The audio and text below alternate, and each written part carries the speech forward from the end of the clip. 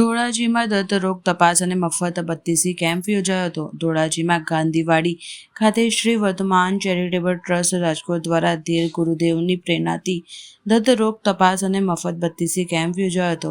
આ કેમ્પમાં દંત ચિકિત્સકોની ટીમ હાજરી આપી હતી. આ કેમ્પમાં હાજર દંત ચિકિત્સકો દ્વારા મોટી સંખ્યામાં દર્દીઓના દાંતની તપાસ કરવામાં આવી હતી.